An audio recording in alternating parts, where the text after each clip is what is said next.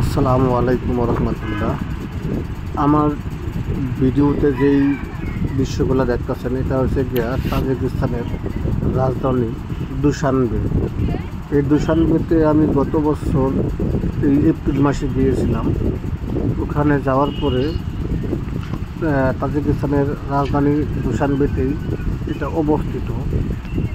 আমি এবং আমাদের অফিসের মেম্বাররা যারা আছেন তারা এটাকে আমরা পরিবেশন করেছিলাম।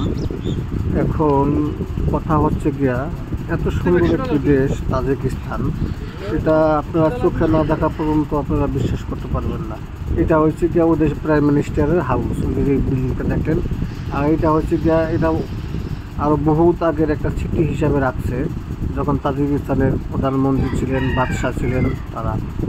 এখন কথা হচ্ছে গিয়া আমরা আসলে যারা ভ্রমণ পিপাসী লোক আছি তারা ইচ্ছা করলে তাজিকিস্তানে যে দেখতে পারেন এটা কত সুন্দর দেশ।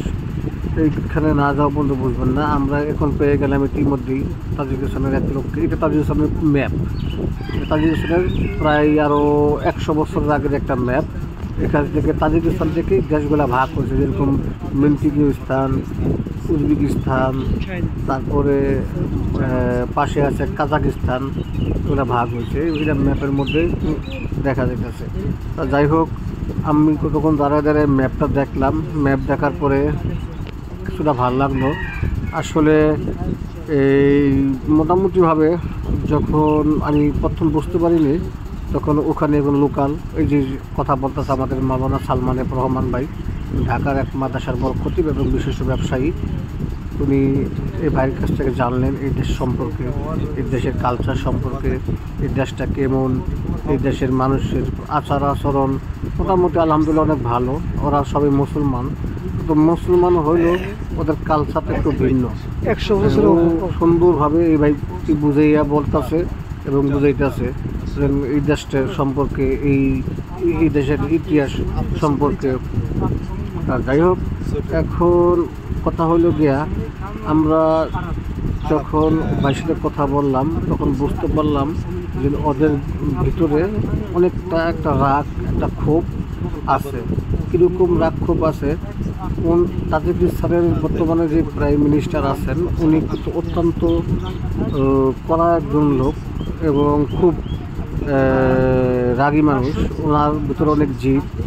আমরা এরকমই শুনছি যে এদেশে বিচার সম্পর্কে এরকম বলে, যদি কোনো ছেলে অন্যায় করে তা বাপের কাছে, মার কাছে ছেলের হাত কেটে প্যাকেট করে পাঠায় এবং ভবিষ্যতে যদি অন্যায় না করে। আর ওদের ভিতরে আর একটা ক্ষোভ আছে, এই জন্য ওরা দাবি করে যে কোনো এক সময় এই তাজিকিস্তানের অংশ ছিল উজবেকিস্তান, তারপরে মিন্টিকিস্তান, কাজাকিস্তান, এই দেশগুলা ভাগ করছে রাশিয়া। তার রাশিয়া এটা নিয়ন্ত্রণ একসময় ব্রিটিশের পরে রাশিয়া করতো। রাশিয়া এখন ছাড়ার পরে এগুলো দেশগুলো মুক্ত। তাই ভাই সুন্দরভাবে বুঝিয়ে বলতেছে। আমরা আমাদের যে মাওলানা সাহেব উনি সুন্দরভাবে বুঝতেছেন এবং জানতেছেন ওনার কাছ থেকে। আরও অনেক কিছু জানলাম, অনেক কিছু বুঝলাম। মোটামুটিভাবে আমাদের কাছে ভালো লাগছে ব্যাপারটা। আসলে না গেলে বুঝতে পারতাম না। উনি কিন্তু দেশের একজন স্থানীয় লোকাল মানুষ, একজন গভর্নমেন্টে চাকরি করে। উনি কিন্তু মুসলমান। দেখেন ওনাদের চলাফেরা, আকার ইঙ্কি এসব কিন্তু ওরা আপনাকে আরবের মতন ওরকমই উচ্চা লম্বা লোক, পাকিস্তানের মতন। বিশেষ করে একটা জিনিস আমি খুব খেয়াল করছি, খেয়ালটা হচ্ছে গিয়া আফগানিস্তান বলেন, পাকিস্তান বলেন, কাজাকিস্তান বলেন, উজবেকিস্তান বলেন, রাশিয়া, এসব এক কিসিমের লোক, উচ্চা লম্বা, স্বাস্থ্য অনেক। তা যাই হোক, সবাই ভালো থাকবেন, সুস্থ থাকবেন।